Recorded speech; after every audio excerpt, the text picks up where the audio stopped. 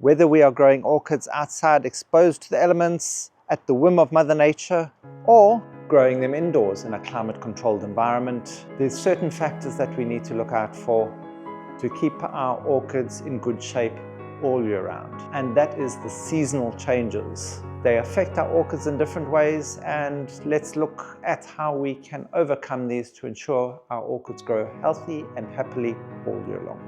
Welcome to the Nature Company. If this is the kind of information you're interested in, please hit that subscribe button down below if you haven't already, and that notification bell to be notified of all our upcoming content so you never miss out on a thing. Most of us are growing our orchids in suboptimal climates. We've taken them out of the jungle and brought them into our homes or into areas where they wouldn't naturally be growing. So the climatic changes over the seasons is generally more drastic in the areas that we come from than the areas where the orchids originally do. So we have to take that into account when we're actually trying to make sure we can get our orchids to grow well all year long.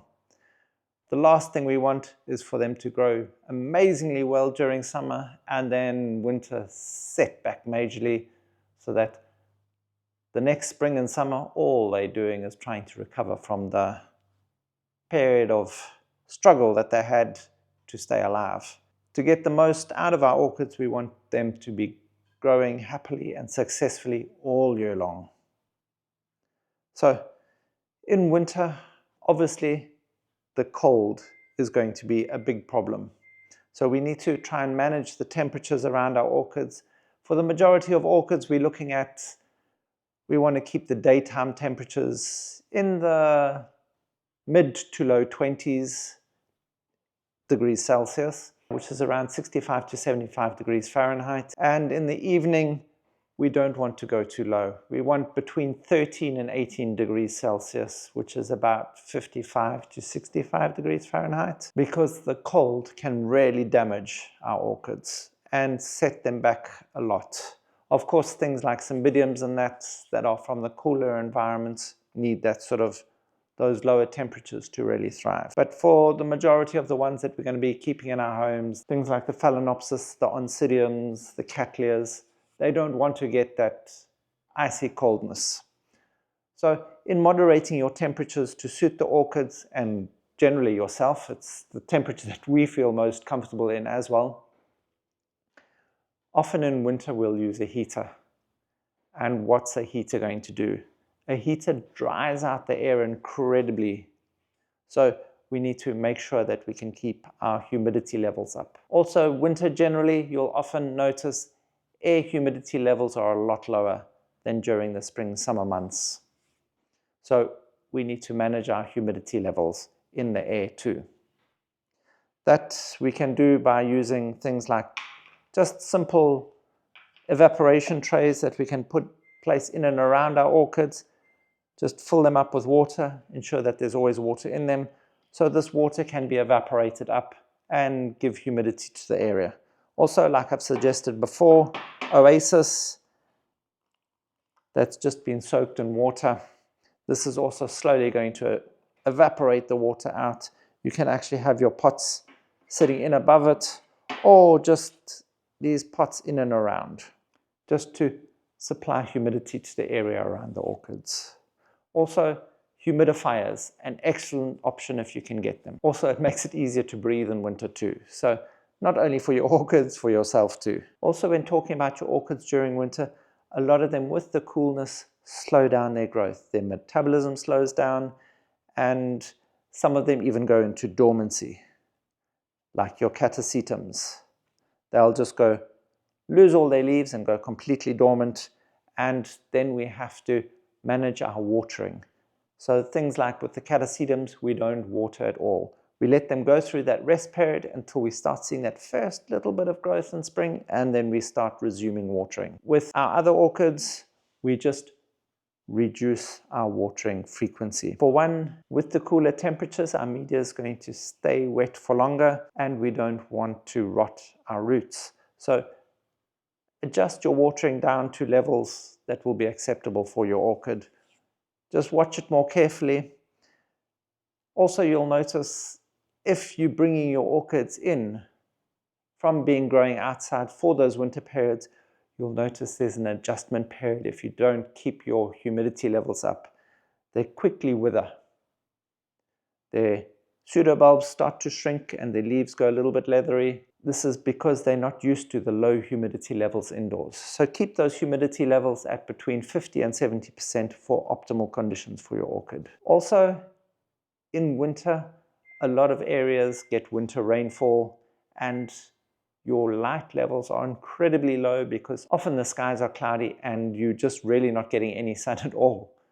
So if you're living in areas like that, then supplemental light will be almost essential for your orchids. Using things like grow lights that you'll be placing above your orchids so that they can get that extra photosynthesis they're going to need to keep healthy during those periods of low light, when you're not getting enough light from the windows to supplement your orchids. Also, moving them closer to the window in winter is also a very good idea so they can get the maximum amount of light coming through. So during winter, not only are you going to get fewer daylight hours, but the strength of the light is also weaker.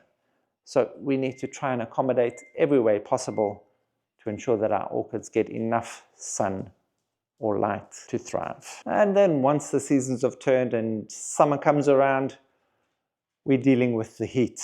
So often our orchids are now getting the right temperatures that they need to thrive, but indoors particularly, the humidity levels can still be quite low. So those evaporation trays and humidifiers may still be needed. Always remember, throughout the year, try and keep those 50 to 70% humidity levels around your orchids. Also, with the higher temperatures, you get faster evaporation and faster transpiration from your plant. So your plant is now in full growth mode and it will need more water than it does during those winter periods where it's slowed down or just gone dormant. So managing your watering over the seasons is always going to be important. And now that we have stronger light and more daylight hours, we're going to have to move those orchids that we moved close to the window further back, because now suddenly that summer sun is going to burn through those leaves if it is getting direct sun. Also, if it's too close to the windows now, often that temperature can actually almost boil your plants. So just give them that little bit of space with that air movement so that your plants don't get overheated. And if you're using air conditioners, be very aware. A direct cold breeze from an air conditioner onto your orchid is probably going to kill it. Not only is that air going to be excessively dry, but it's going to be incredibly cold.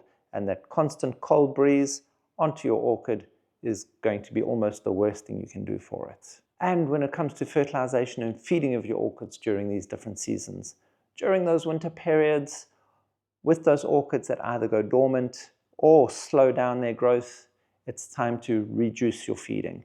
You're going to be reducing the quantity of your feed and even increasing the time between feedings.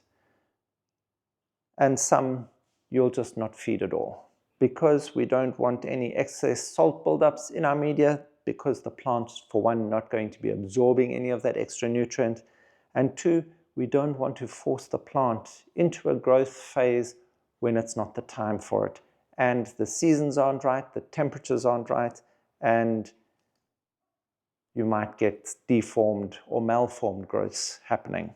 And for those orchids that grow throughout the year, if you've managed to keep your temperature, humidity, and other factors in control to ensure that your orchid's staying healthy throughout the year, then you can keep your feeding regime the same. But if you've not managed to keep those, reduce your feeding to allow your plant to rest. We don't want to put any excess stress on the plant, forcing growth to happen when the plant itself is not happy. So in particular, during winter, we want to keep those nitrogen levels low.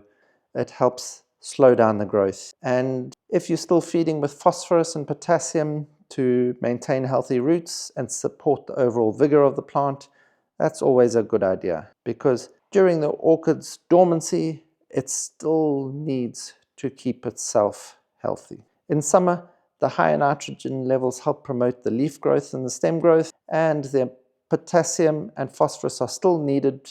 It's important for the blooming and root development and essential for the overall plant health and resilience. So during those times of increased metabolic activities, it needs more food. So adjust your fertilizer regimes in conjunction with the type of orchid you have and the time of year. And also remember, when bringing a plant in that's flowering, if you're growing them outdoors, the changes in temperature and air humidity can force the plant to think that it is now starting to change season and it may change its growth phase.